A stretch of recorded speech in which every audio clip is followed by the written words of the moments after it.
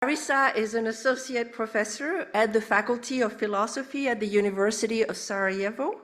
Her research interests are in the fields of intercultural education, peace pedagogy, language education, teacher training, reflective pedagogies, and action research in teacher development. She is the founder and president of the Peace Education Hub, which was established at the University of Sarajevo in early 2020, and our 2023 publication entitled Peace Pedagogies in Bosnia and Herzegovina, Theory and Practice in Formal Education, focuses on the importance of institutionalizing peace pedagogy in formal education and teacher training in Bosnia and Herzegovina. In this book, Larissa offers illustrative case studies of peace initiatives and pedagogical approaches. She highlights the multiple roles that teachers play in politically charged peace-building context, and provides a broad study of peace pedagogies of comparative value in other societies. So her talk today is entitled Peace in Language Education, a romanticized ideal or an urgently needed educational paradigm. Larissa, welcome.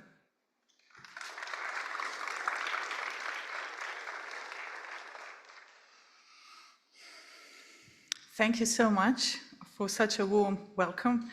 Thank you also, Dean, for a warm welcome and for pointing out to many important aspects in humanities that I will also be connecting to as part of my talk. So thank you also for making such a great welcome to Son. Let me just see if this is not working. Okay, now it's working. Hvala vam puno. This is something I wanted to express from my mother language because it comes more from the center of the heart. Hvala puno Beatrice, Chantal, 𝘍𝘐𝗫.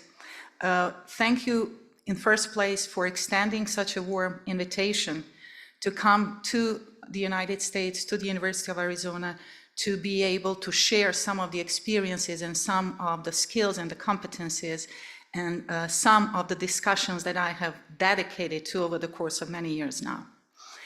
It's such a pleasure to give a talk on the topic that was introduced on peace in language education, because mostly the participants in the conference come from the field of language pedagogy, language education, and teacher development in modern languages. So I chose to focus the talk of this morning to the role of peace in connection to language teaching and language education by putting it in a more critical sort of perspective and reflection by referring to usually romanticized ideals around peace, as opposed to critically revisiting really the importance of incorporating and connecting peace in the humanities and reserving such an important focal point within the humanities field where we are trying to make a very explicit connection with intercultural competence and peace building. So not just intercultural learning, and I will also be speaking about how intercultural competence and intercultural education is also under the umbrella of peace education as a broader field. So in my talk today, there are several things. This is how I have structured my presentation. So I will start off by discussing my own positionality as an educator, as a language teacher. So this is my vocation. This is the calling that I chose to pursue some years ago. But I will also speak about my positionality as someone who started my professional career and my professional trajectory as a teenager who started the work in the middle of the war as a peace activist. So this is a clear connection to the field and to the theories and to the frameworks that I have later on tried to bring back to the classrooms of language education and language teaching. I will also speak a little bit about the historical and social context for the development of peace pedagogy and peace education, in particular in the conflict-affected societies like Bosnia and Herzegovina, but that can speak volumes to other contexts. And as the Dean this morning also pointed to, this is the topic is really timely. As we speak, we know what's happening around the world. So I will try to make some connections and translate some of these lessons and values for other contexts and our global community. I will also mention some of the theoretical foundations, and I chose several of these fields or several of these windows to open just to sort of trigger the interest in terms of the theories that speak greatly in connection to peace education, peace pedagogy, but also peace linguistics. We will see whether you're familiar with the field and how you connect the field of peace linguistics also to intercultural competence and intercultural education, something that has been largely marginalized, but we want to revive the emergence and the development and the growth of peace linguistics in the world we live today. So some of these theoretical foundations that I will speak about will bring us to the critical considerations of the role of teachers, of the role in particular of language and culture teachers, of the role of universities, institutional responsibilities, systemic solutions to incorporating peace pedagogies in the frameworks of higher education institutions.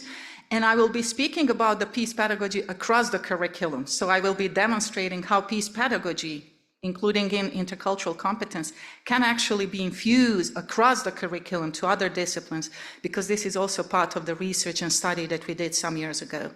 So I will conclude with some specific examples on what we have done in the context of Bosnia and internationally to bring the field of peace education and to conceptualize some of these approaches and frameworks in the context of Bosnia, but also more broadly. And I will conclude with some future recommendations for our global humanity, for the global community of the educators in connection to ethics, moral and social responsibilities in each of the disciplines. So I think this is where humanities come in place, with the responsibility to educate the human being of the ethics in their particular fields of studies and their particular areas. I also wanted to bring in just a little bit of the taste of the city that I come from. So speaking of intercultural education, different cultures, I wanted you to just briefly connect to the place I come from. The workshop I attended the other day on place-based learning and education, I think could be connected to the place of the city that deeply define also the professional development we bring in the intercultural exchanges and intercultural encounters. So this is the city of Sarajevo, the capital of Bosnia and Herzegovina. It has been my home for 30 years now. I was born in a different town in Bosnia, but I moved to Sarajevo right after the war when the Dayton Peace Agreement was signed back in the 90s, in 1996, to come to study. The context of my country is known, unfortunately, primarily for the connection to the war in the 90s that happened at the heart of Europe, of the European continent. So this was in the early 90s, and we would have never thought that something like that, something such a horrific, as such a horrific experience could happen to the people living in the heart of Europe. Fortunately, there are other elements also that could be related to my country, and there are narratives from the times when Sarajevo was a cosmopolitan city. I don't know if some of you are probably of the age that could remember when Sarajevo hosted the Winter Olympic Games, and it was the anniversary this year, the 40th anniversary. So we had the 30th anniversary of the war, but we had the 40th anniversary to celebrate the spirit of the global community, of the real intercultural learning and intercultural exchange that Sarajevo hosted at a time when it was the center of the attention for the sports and for the Winter Olympics in 1984. So this is another sort of very important connection that I wanted to bring back, so just that you can sort of mentally create a connection to the place that I come from, because a lot of the things that I will be speaking about will connect to the place that I, of course, come from.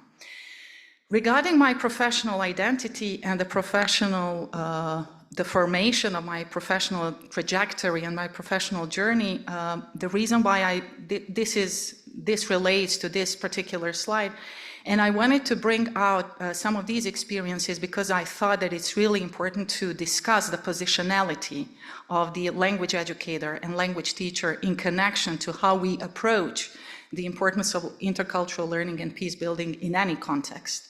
So in my own case, my professional journey started back in the 90s, which I just briefly mentioned. And here on the image with the destroyed houses, you see the artwork of the children that we worked with in the midst of the war in Bosnia. And this was the early beginning of my professional work in the field of war trauma, in the field of peace at a time which mostly revolved around the issues of healing and reconciliation. So this is how my peace work actually started, with the trauma-informed work to bring peace and to bring sort of healing of the wounds that these families have been going through. And I also used a lot of these experiences as a young teenager to heal the wounds that I was going through along with my family, my close immediate family, but also my extended family members. I could not go to the university at the time, so it feels such a privilege to be back to a lot of other universities after the war, because in the midst of the war, I was just finishing high school and I couldn't attend the university during the war. So I had these 4 years of the gap in my education when I couldn't formally participate or attend due to the fact that the city of Sarajevo was under the siege, one of the worst siege that you could see in Europe since the end of the Second World War. But I became very active at a young age as a peace activist, and I got very much involved in the community youth work at a time. During the work that I did in a local community, during and after the war, I was also exposed to nonviolent communication as a field. This is where the connection to peace linguistics comes in place. I didn't know anything about the theories of peace linguistics and applied linguistics at the time, but I was really eager to delve deeper into the power of learning about the humanistic psychology and the influences of the humanistic psychology to define and develop the field of nonviolent communication, which was established by Marshall Rosenberg. And I participated in a series of these fields. I used English at a time as an entry point. So this is another connection to us as language teachers. I used English as an entry point to get deeper into the nuances of the meaning of what it meant to communicate peacefully and non-violently, because I did a lot of translation at a time of the materials used for educators and used in the community with the youth. And of course, I have to mention the importance of being exposed and being connected and being embraced by the family of Facing History and ourselves at a time. This happened in 2004, 2005, so it's been 20 years since I have been exposed to the work of Facing History and ourselves, who actually came up with the methodology that critically revisited the role of history and also embraced and included, was very inclusive of different subjects, included teachers not just of history, but also of languages and arts to actually discuss the role, the critical importance of historical context and cultural aspects of teaching for civic responsibility and revisiting some of the individual decisions that have made their breakthrough by studying the case studies of the best documented case study of the Holocaust in the history, but also through the use of literature and language, which was very important for the field that I was in at the time. So since that year, when I actually worked as an intern at the Facing History organization, I have used a lot of these resources to bring them back to language education and language teaching through the frameworks of intercultural and peace education.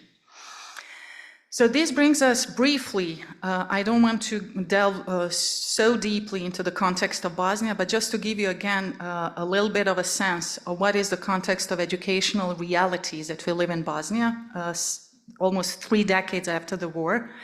So educational system as a result of the war in Bosnia and Herzegovina in this 21st century still suffers from a lot of the consequences of the war.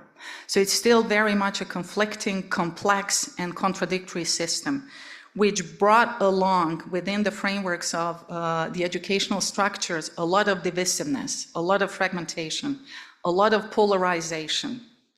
This is the image, this is the structure of the educational system in a small country like Bosnia and Herzegovina that is populated by 3.6 million people, and we've got 13 ministries of education.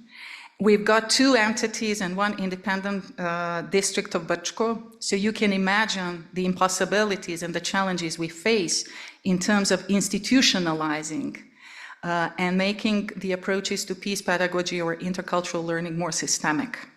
So this is where you see the consequences of the war being mirrored or being reflected in the structures of education.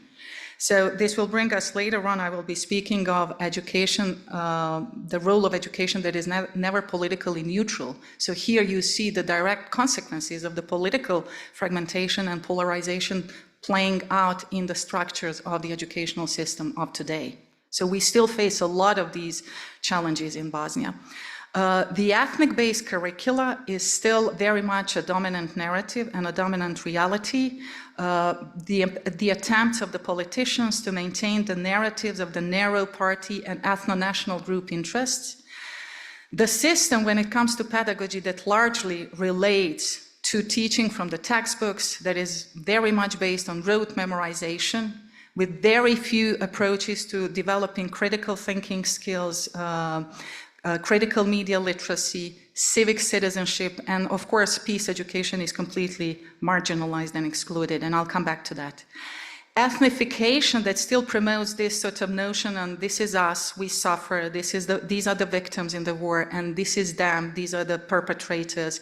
So this sort of notion, the narrative of us versus them mentality in a post-war region, that has not just been sort of infused and infiltrated through education system, through formal educational settings, but it's very much the reality of the non-formal narratives as part of the personal and family histories and family narratives that still play out in the way people learn about the realities of the war and the post-war living.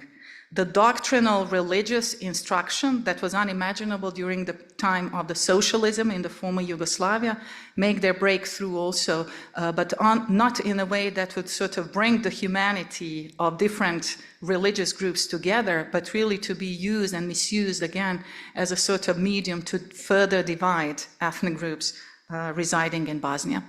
And of course, the efforts, not just the external, but the internal efforts as well to address the deeply rooted causes of what is actually creating the situation as such within the realities of Bosnia. There were also 2 major research reports that I would like briefly to comment here. That one was made in 2007 and was then repeated in 2017. This was a large research done in Bosnia, What Do We Teach Our Children? This was the title of the research that actually has demonstrated that the way they analyzed the textbooks, in particular, the focus was on the history textbooks, it actually produced the results that indicated and alarmed that war as an experience was seen for the majority of children in Bosnia as an integral part of life. So war as an experience has been normalized as something that is inevitable as part of the experience in Bosnia. The consequences of war and peace agreements were discussed from the perspective of the state, the politics. So you could see that there's a lot of political influence and political ideologies that sort of infiltrated themselves through the curriculum.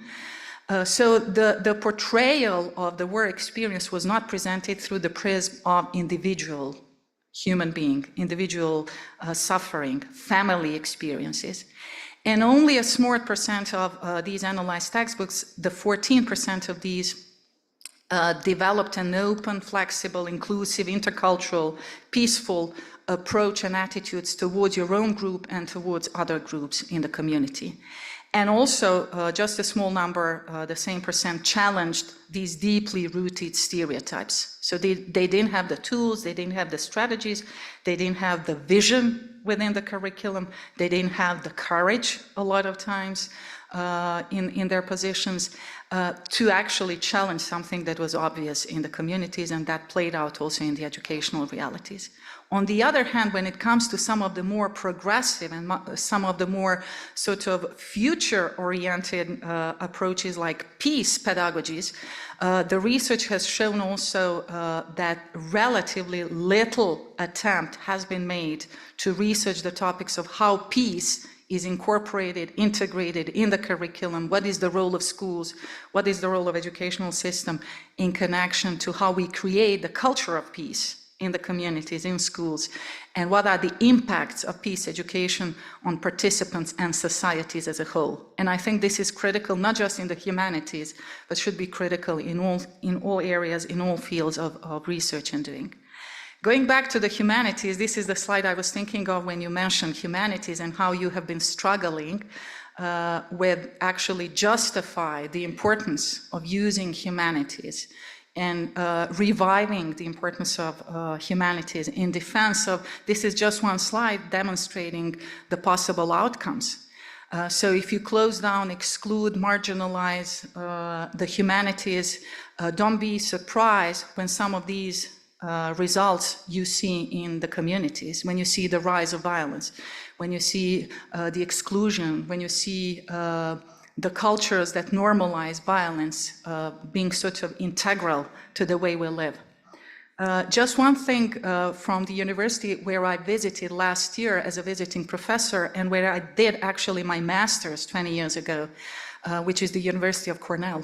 When I went back 20 years later, which was this past year, I got to learn that the School of Education was completely closed down.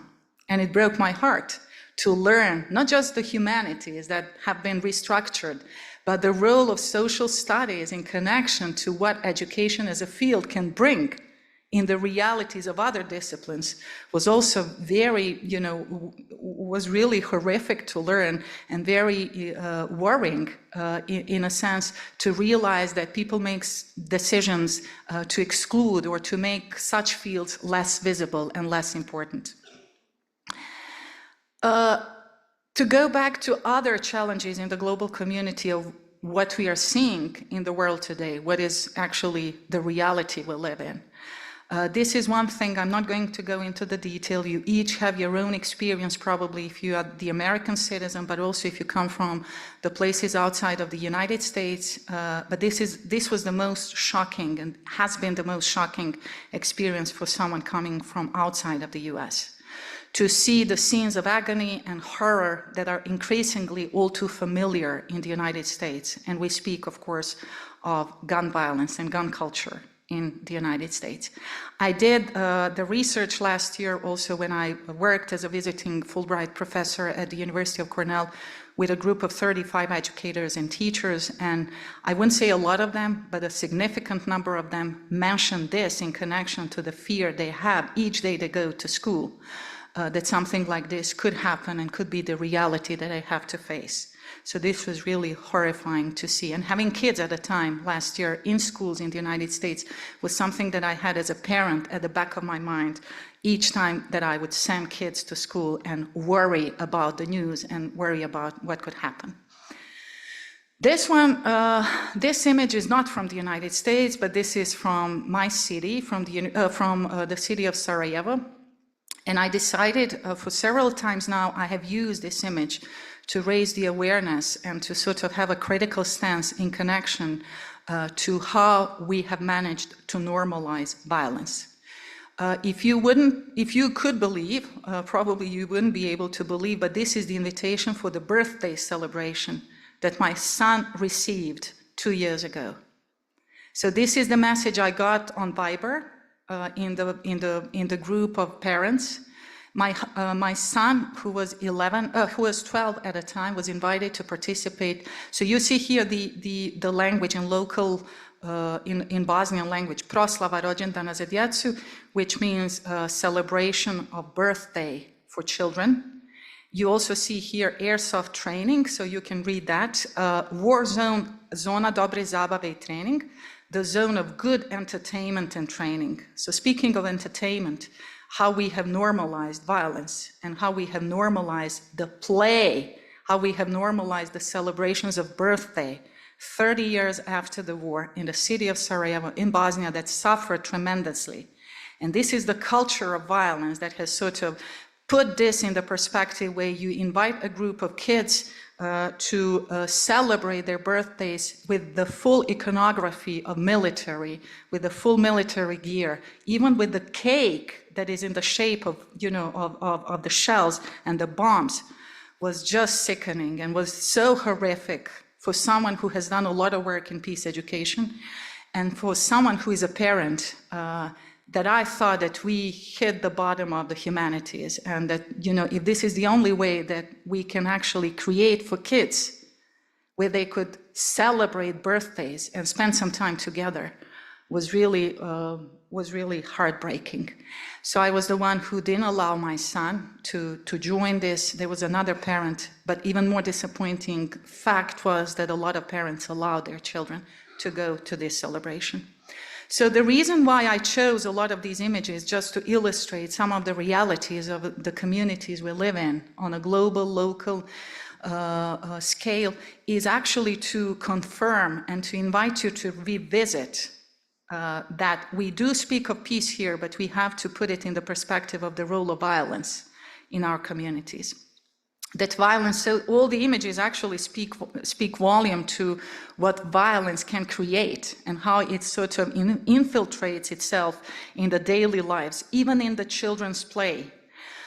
So it consists not only of actions, but it consists of words, of attitudes, of values, of structures, or systems that cause not just physical damage, and this is the most visible. So on this picture, you see something that is a direct violence, like hitting and beating and shooting and bombing as an act of physical, visible violence.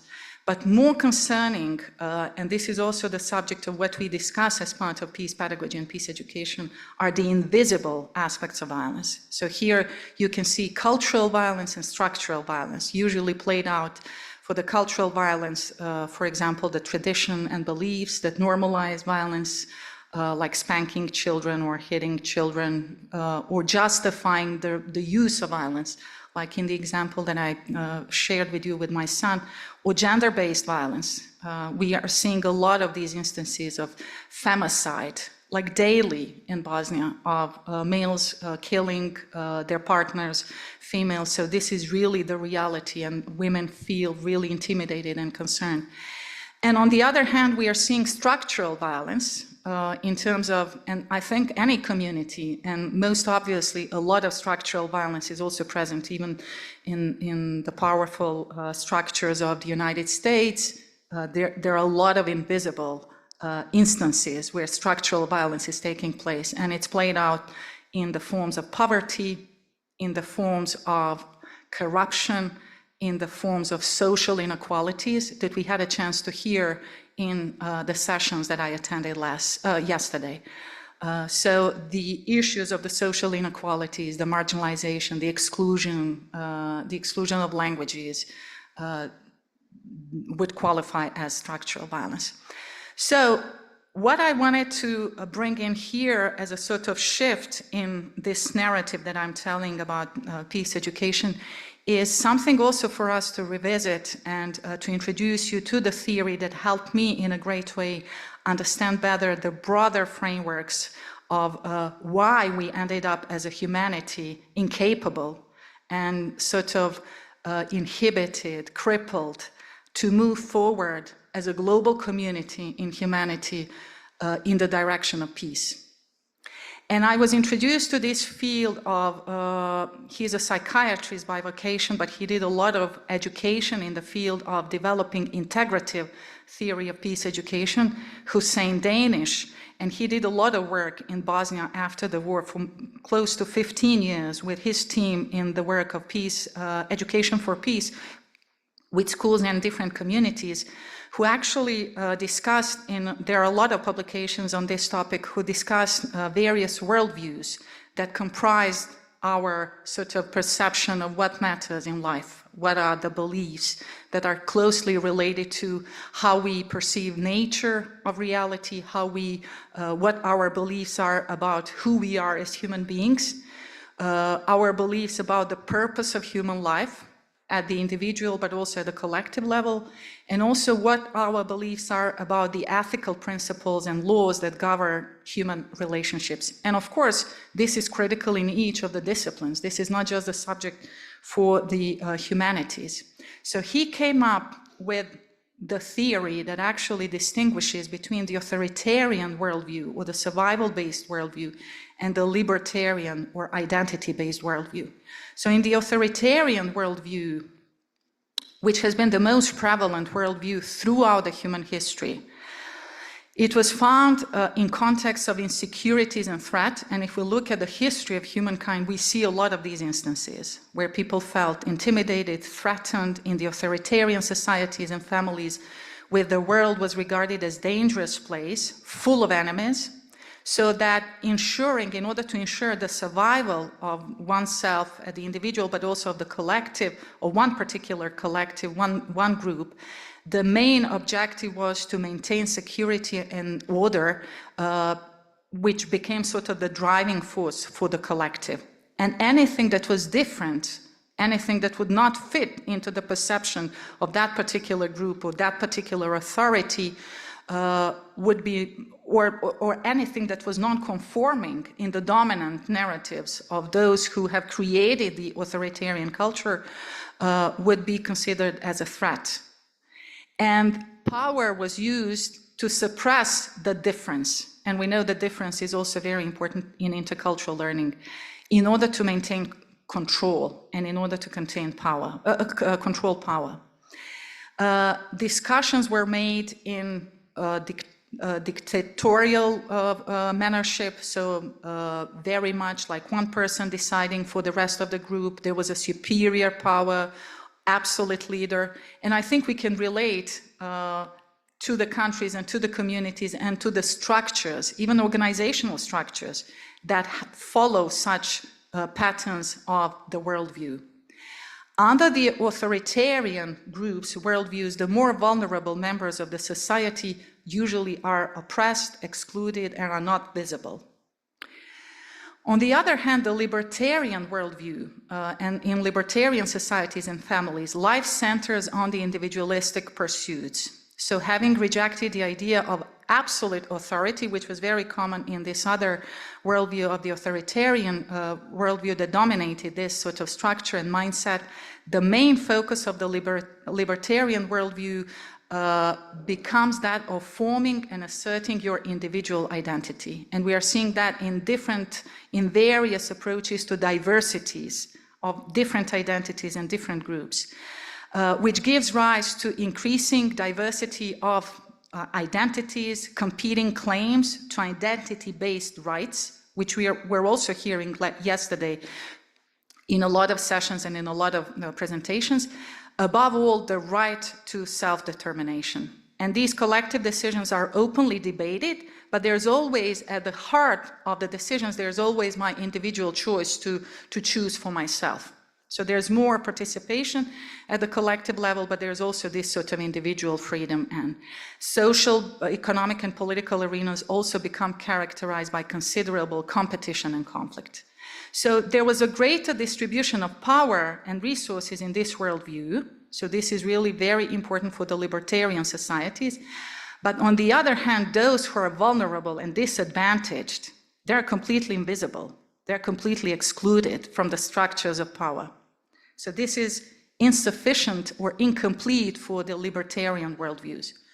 So both of these worldviews, the survival and the identity-based worldviews, have historically satisfied certain needs and brought certain benefits. But what pieces were missing was the fact that they were insufficient to advance the whole global community of humanity towards the values of peace. So our own survival is now endangered. We are at the sort of, verge of being, we are dying out as a human species. We are under the threat of continuous violence. If you look at this worldview from this perspective. So what Professor Danish proposed for individuals and humanity to move towards a maturity and the unity-based worldview is to gradually adopt the framework that is actually reorienting and moving, shifting the humanity and human relationships and affairs in a different perspective. And this is the one of the unity-based worldview, where we consider that the world is one, that humanity is one, that humanity's greatest asset is our diversity, incredible diversity, and that our greatest challenge and opportunity is to create unity in the context of our diversity. So this is intercultural learning in its essence, I believe. This is the way I understand intercultural learning. And this integrative worldview centers on building this value. It regards all human as interdependent. So independence is not valued as something that is at the heart of the focus, but rather the interdependence, that we depend on each other in the world as a humanity to survive. Inclusive, consultative, participatory approaches to decision-making processes are also important. As I said, interdependence, cooperation rather than competition, success. And to put it like briefly, what is really unique to this worldview that is different from other two worldviews is that the central focus of knowledge is on well-being of the humanity, and it's not on power. So this is the main difference compared to other worldviews. So it's not to regain or maintain power. And we know that this might be utopian. We know that this is not how the world works, but we also know what we are seeing at a large scale of being threatened to the point that the survival is threatened of the humanity if we continue in the way that we have done up to this point.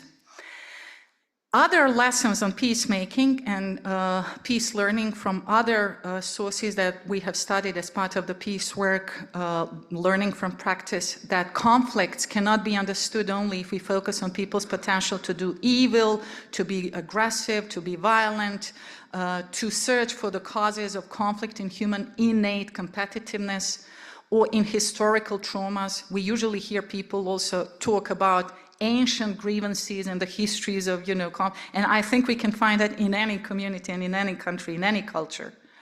Historical traumas. Volkan, for example, speaks of the chosen trauma, that each society has got their own chosen traumas to relate to when they want to justify the levels of violence that they use in response to the feeling of being threatened in their survival.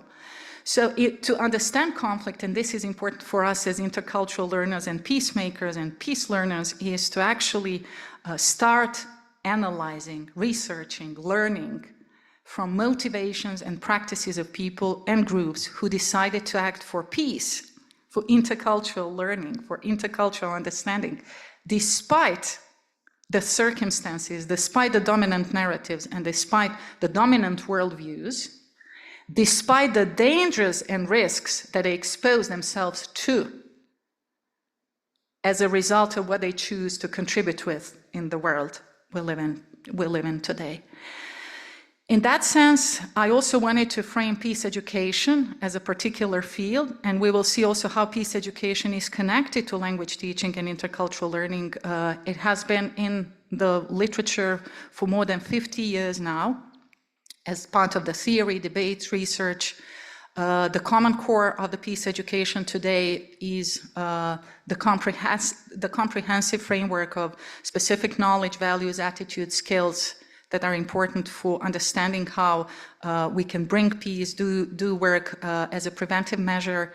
What is generally agreed upon, that negative peace, which is the absence of physical violence, is insufficient for societies to thrive and to survive. What we need to create is really positive peace. And one of the presentations yesterday also spoke about positive peace, which is the key to sustainable well-being of the community, but also of the humanity. What is less agreed upon is the importance of inner peace and its place in peace education. It's also agreed upon that this is a very complex and sensitive field, especially in contexts of mass violence and human rights abuses. And we know that the current issue, for example, with Israel and Gaza brings in a lot of sensitivity and a lot of contested sort of narratives and complexities to actually teach about something that is currently there.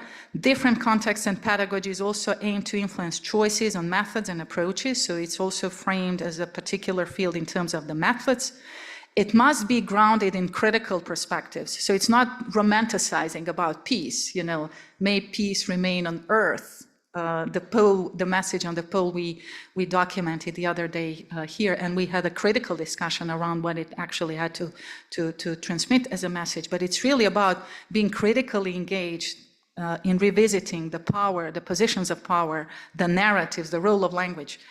It requires a lot of self-reflection, a lot of conscientization, to use the Freirean concepts, a lot of praxis in the field, a lot of intergenerational and societal healing in any context, not just the conflict affected or the societies. I think it can be applied to any context where some of these elements could be applied. And it's interwoven with wider social, economic, and political processes. So it's necessarily, in its essence, it's interdisciplinary.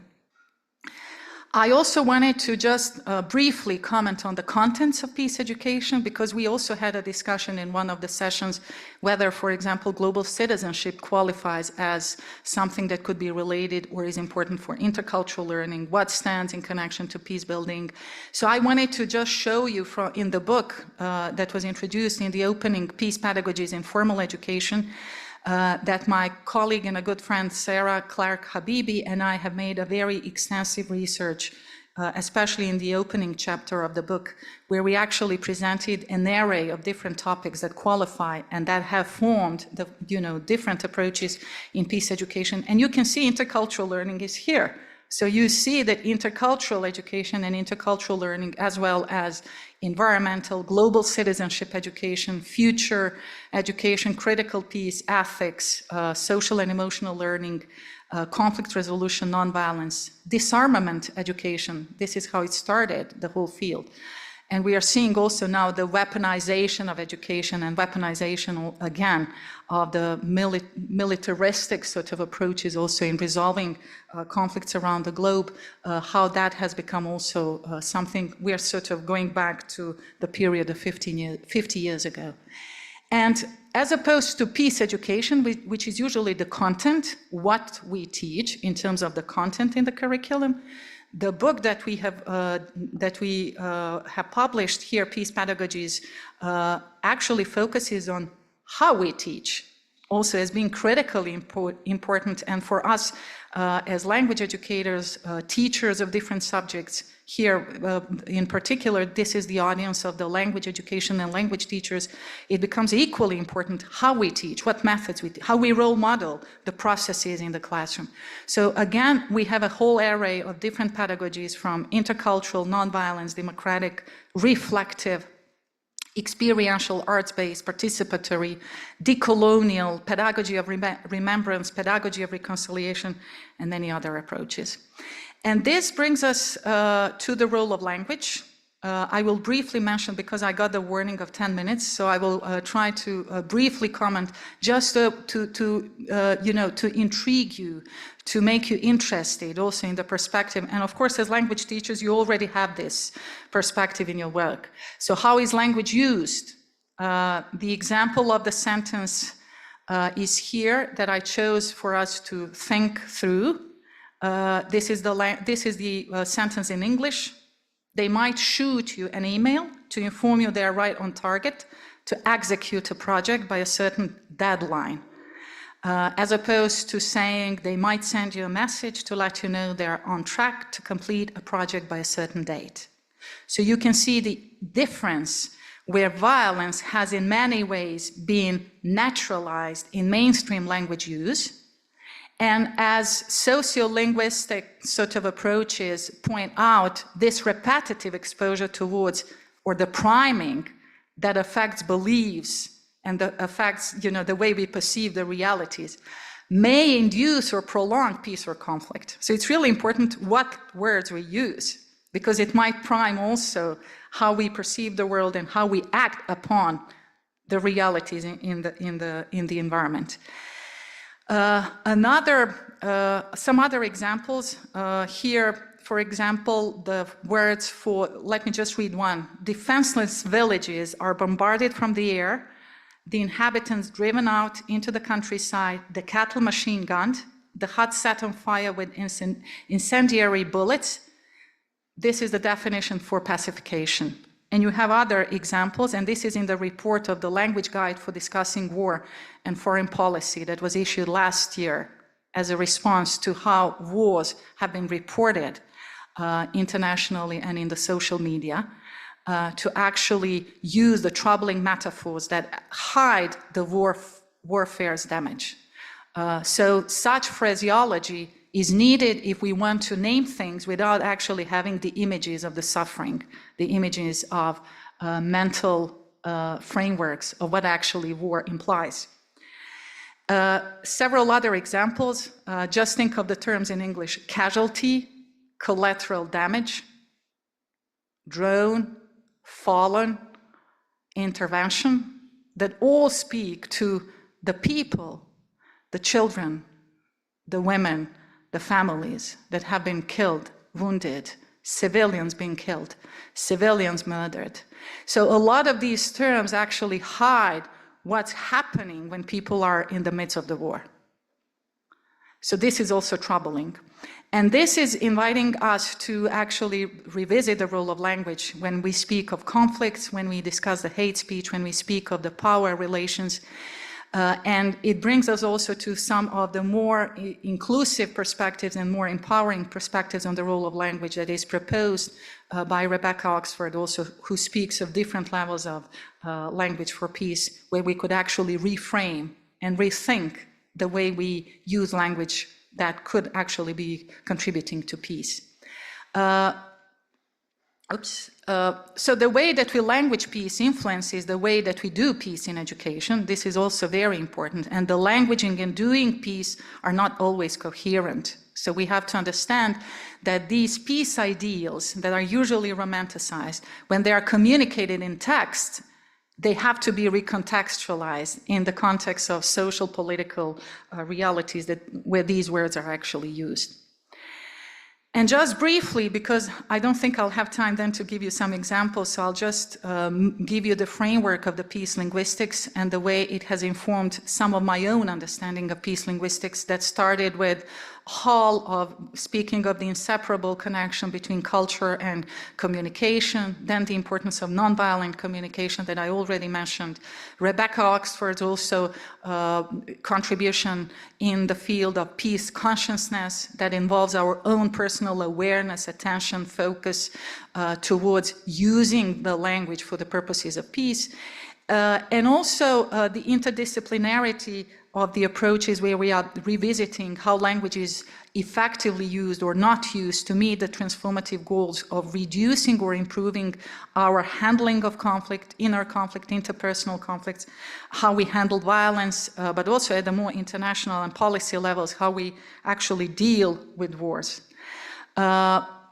So these were the early beginnings in peace linguistics.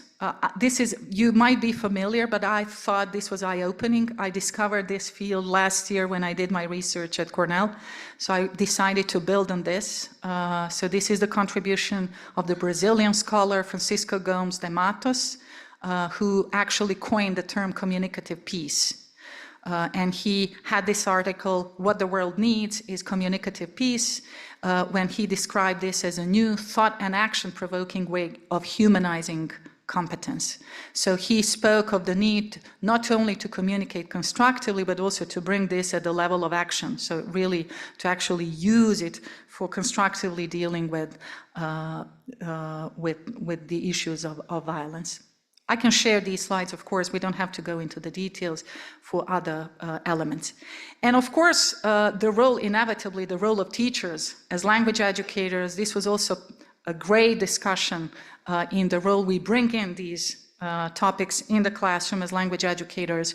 So I thought that introducing the perspective of how we actually mediate our own professional identities and the peace-building approaches is also something really critical to be revisited, especially if we work in teacher education, language teacher education, to actually think whether we can ever be neutral when we introduce intercultural sensitivity or peace-building topics, and how we actually, do we find ourselves sometimes in situations where our social identity can also lead to maybe implicitly or explicitly teaching biases in the classroom. So this is also important to be revisited.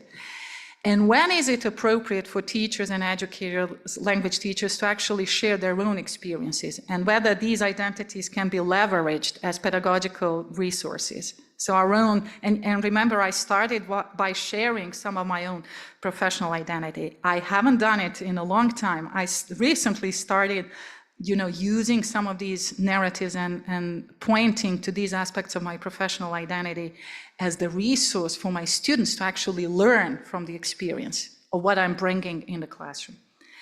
And for language education, this is also a very important discussion on the positionality of teachers, and this usually is associated to history and social studies classrooms, but we adapted it for language education, for teachers to revisit their positionality when they teach something that is sensitive. And in intercultural learning and in peace building, there are a lot of sensitive issues. So whether they consider themselves to be the avoiders, the containers, or the risk takers, and you can see also how each of these has got certain limitations, certain challenges. These are politically conditioned, and they really define where we stand when we bring in a particular context in a classroom. Yesterday, when you discussed the pedagogy of solidarity, this is what I had in mind. So how you position yourself in something that could be politically also against the mainstream narrative in the context of higher education institution. As much as we could think that these are liberal institutions, there are certain constraints and powers of structures with some of these risks can be avoided or could be sort of deliberately chosen to be, brought into the surface and brought in the front line. And this one also, I'd like to draw your attention to this one. This graph, actually, this diagram points to the potential of what a being teacher actually could imply. With a lot of the external political environments in any context, in any political or social context, with our own personal experience, which is another circle, and of course our professional context, we can usually feel sort of crippled that we cannot do anything in the classrooms where we live, by deciding on what to teach and how to approach certain challenges. So this graph or this diagram is really useful to be contextualized in teacher education, to invite teachers and also for professional development of teachers to think of the spaces and the areas, these gray zones, where actually you can benefit and you can, take to a great advantage a lot of the things where being a teacher would actually invite you to do some more of the teacher activism, professional learning that could support you even to go out of the circle for the greater political engagement. Again, I'm referring to the project you did, because you also influenced some of the political decisions that were made, and you started from your positionality of language teachers. So this is the gray zone which you traveled. And this was really something that I kept in mind and decided, stop. Would you allow me, what is the time now? Okay, can I take another 5 minutes? I can, because we will have the coffee break, we can continue, because I still have several of the examples from my own practice. Okay, these are the examples. So this was the larger framework, and I wanted then to bring in the examples of what we have, what we did in the context of the University of Sarajevo, several of the key projects. So I'm not going to go into the details. As I said, I'll share the slides, but this one was the project that I'm particularly proud of and something that I would like to put as in the upfront of the example of the role model for higher education institutions. And this is the project I participated in for 6 years. I have participated in since 6 years ago, Peace Building Pedagogies in Higher Education, which involved the University of Sussex, UK, University of Kigali, Rwanda, Colombia, University of Los Andes, and Bosnia, my own university. And I was a researcher on behalf of the University of Sarajevo. So we did this major international research. We published the paper, Pedagogies for Peace Building in Higher Education. How and why should higher education institutions get involved in teaching for peace? So you can see some examples. In my case study, I particularly refer to language education and teacher training. But the goal of the project was to develop peace hubs of academics from different countries and regions, and to discuss and reflect on how we might develop a culture of peace within the higher education institutions.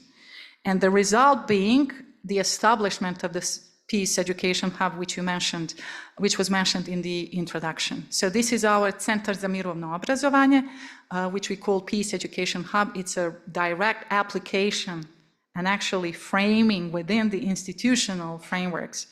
And we really felt proud for doing that because it took us a long time to actually persuade and to create the room at the institutional level to make this initiative. So you can check our website, peacehub.ba, where you can see many of the activities we did, a lot of which involved the work with language education, language teachers, but also beyond that, history teachers, educators, social workers, primarily directed towards the role of schools. We also used object-based learning. We discussed that in the workshop. So we did a lot of research with students from all these different countries, and we invited them to use specific objects, to record the narratives, to use the metaphors that are present in their communities that illustrate the instances of conflicts or peace. And then we had like the group reflection within the workshops and the larger communities. We also created some of the strategic goals for the promotion of the culture of peace and nonviolence in the context of education, by specific focus on integrating culture of peace in teacher education curriculum. And in my case, this is in particular related to intercultural course that I started 15 years ago, that I'm now shifting more towards peace, because peace was also contested at the time when I started intercultural learning. So I'd rather use the term intercultural learning in language education than peace. But these days, it's more and more sort of explicitly put up front, and we want peace pedagogy and peace education as a framework integrated in language teaching. The role of universities in peace building, again, in different levels of institutional realities, histories, whether your university is in the near term, physical, psychosocial sort of immediacy of the conflict, or whether you do research for conflict transformation and peace building that is actually more revolved around dissemination and dialogue and training and capacity building, there is a place for peace in the curriculum and education at any level. And this one really speaks to the importance what the Dean mentioned. We are advocating through the center. We are a small center, but we hope we will grow over the course of time. We are advocating for integrating and incorporating peace and conflict studies and peace education across the curriculum, so that authorities and the university presidents and different units can recognize that each discipline can contribute to either conflict or peace. So this is really, this was really at the heart of the frameworks. And here you can see how the role of university can be played out in different spheres of structures and different areas of the curriculum focus. You see the role of language, different topics like identity, prejudices, stereotypes, personal experiences, reflection, where we come in as language education teachers, but also with the teaching approaches and different pedagogies that we use. This was another project we did, international ABC project, American Bosnian collaboration project. We've done it. We celebrated 25 years of this project last year. So it's been going on for a long time. I started this project as a student, And now I have my students involved in this project, and we do all these themes around peace building in the community through institutional engagement of language teachers for intercultural peace, nonviolence, culture. So my students have got the chance to delve into hands-on experience, to gain some hands-on experience, but also do reflection, research. We did also a lot of activities during the pandemic, and we framed a lot of these approaches through action research methodology. Just some pictures from the project, some activities. Another example from the practice is the use of arts and arts integrated learning. So we use these images of one Chinese artist to discuss the concepts. For example, this one with the steps, how we actually in communication, when we resolve conflicts, how there are cultural differences in terms of being direct or explicit in resolving and addressing issues, or beating around the bush and going around, and how that can actually create potential barriers in communication or contribute to, and many other aspects. We also use a lot of children's literature and young adult literature. There's a huge potential. I really have to stop. Okay. So I will leave you with this, some resources, other resources, the framework of teaching in divided societies, and let me leave you with this slide as a conclusion, that this is the document that was proposed by UNESCO this past year, who actually recognized that harnessing intercultural competencies could be used for developing peace building.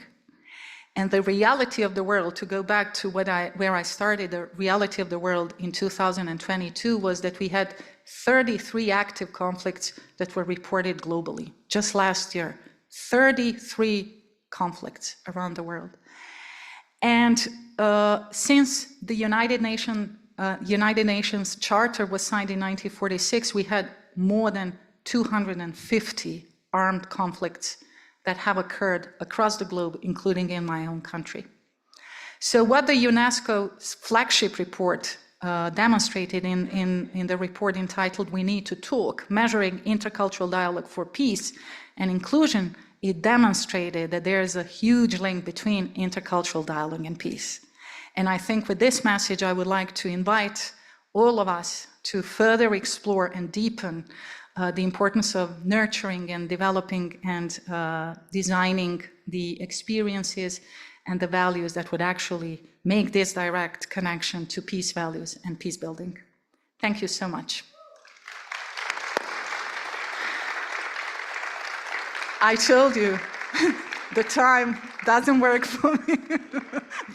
the time stops signals. So we can, I don't know if we have time to take questions now. It's the coffee break. So would you rather that we just have, I don't know how to, or comments, maybe several comments, and we can continue having a discussion during the coffee break.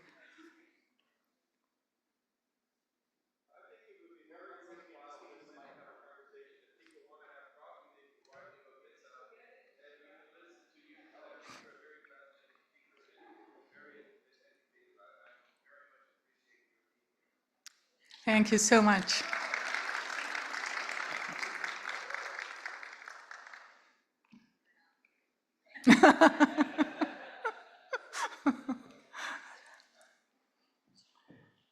Anybody? We have to use the microphone for the participants online in this room.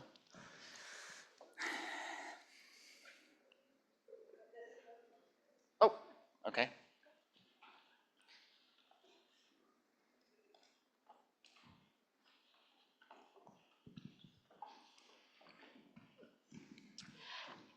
Thank you so much, Larissa, for your very insightful talk, but also coming from your heart. Speaking about your positionality, I think added a lot to what you had to share with us. You talk about educators, right? And as educators, we can take different positions. We can avoid dealing with sensitive topics about conflict, about war. We can take risk. Today is the day that marks 2 years since large-scale invasion of Ukraine by Russia. The genocidal war has directly impacted education, Yes. Teachers, educators, students. Thousands of schools were damaged, hundreds of schools were destroyed, including higher education institutions. More than 200 universities were damaged, 57 destroyed.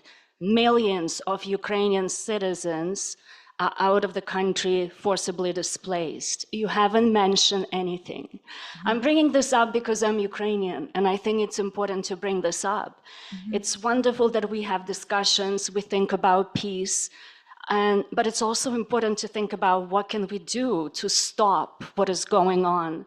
I think as an educator, as a human being, I haven't heard many discussions about this. I feel sometimes, I know we do a lot, but we do it maybe individually. We don't do it collectively. So I'd like to hear your thoughts and opinion on what can we do as educators to actually stop, because it's good to speak about peace and what we can do in the classroom, but we are also dealing with time when people are thinking about survival. Yes, They have to bring peace to their heart. So yes, I would like to absolutely. hear your thoughts. No, Thank you. definitely. Thank you for bringing that up. I didn't choose any particular conflict to be, to be put up front. So thank you so much for mentioning that, so that we can remember and connect to something that is still taking place and is still so deeply painful for the realities of a lot of people coming from that region and that country. What we can do, I thought that I tried to invite for the reflection to empower educators, because usually we feel disempowered, that we cannot do anything in light of these big powers in structure, of the militant, military solutions to the conflicts. And what we can do, we can start from the classrooms. We can start to reunite, to reinvent the spaces and the communal approaches to actually rethink how we, as I said, how we actually move the humanity towards peace and peace values.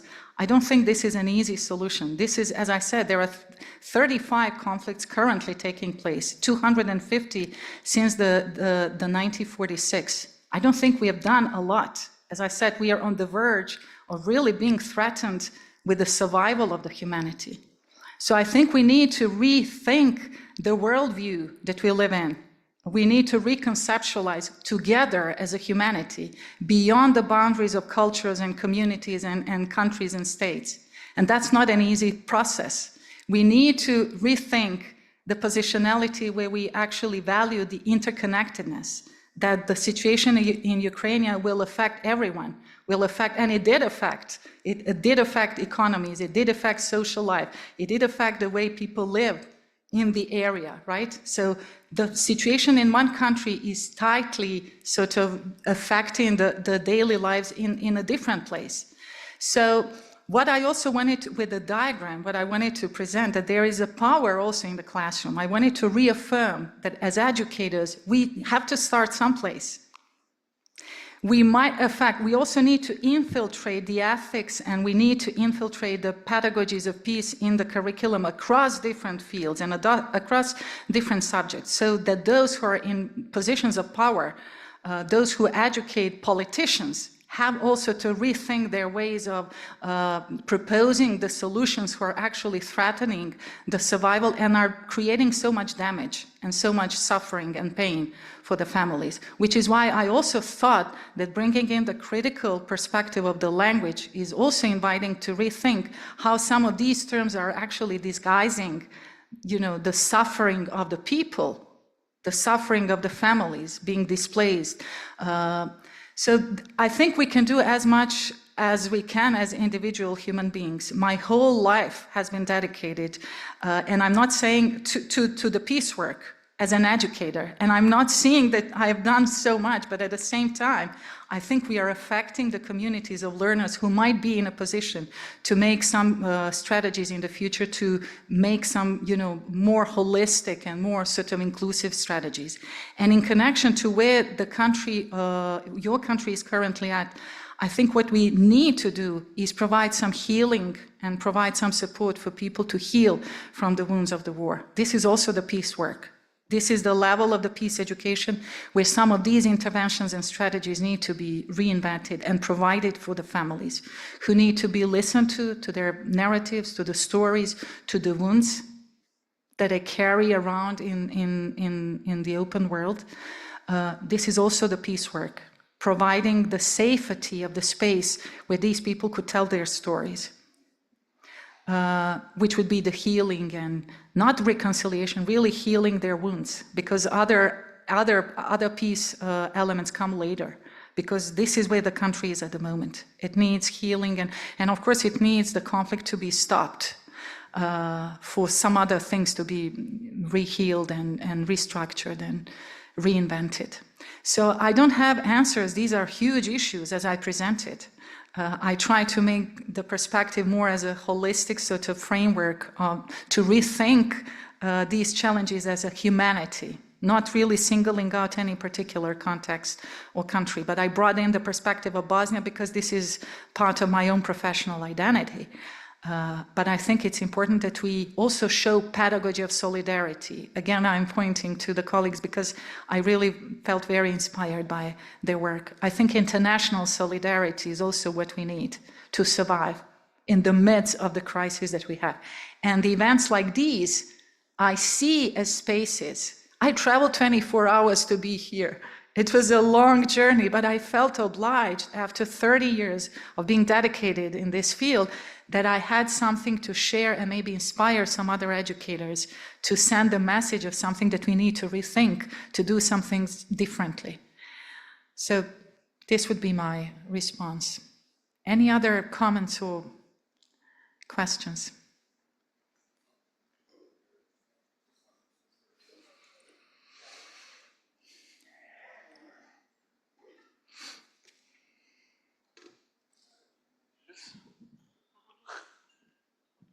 Mine's not really as much as a question as it is a suggestion, but I noticed that a lot of presenters kind of shared the same view of things, or they have they have like sort of the same goal. And judging from your stance on like dismantling the normalization of conflict and stuff, I'm not an expert on your topic or this other topic, but I think that you and the presenters of the community building cross-border competencies would work well together, or possibly the conflict mediation presenter. What do you think? Would you agree with something like that? I don't know which of the topics you specifically refer to. I think just in general. In general, definitely. Yeah, the community-based approaches also play a very important role in our Peace Education Hub. So we really try to go out and connect to the communities and to the educators. And your first part of the comment, presenting my own standpoint, maybe dismantling other perspectives, I can just say that what I presented is the invitation for dialogue. So I'm not proposing these are the solutions or these are the absolute truths. This was really filtered out through the learning and through professional learning that I have done over the course of 30 years. So it's really the invitation to bring in other perspectives, other worldviews, other experiences, like we had in the first comment, of people coming from different standpoints, from different communities and other contexts.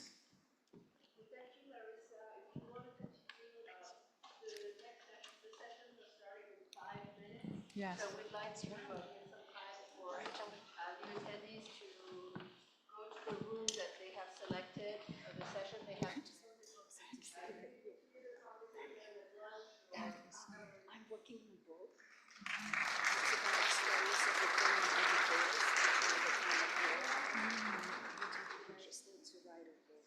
Absolutely. This would be my contribution. Thank you. I have one housekeeping thing to tell you.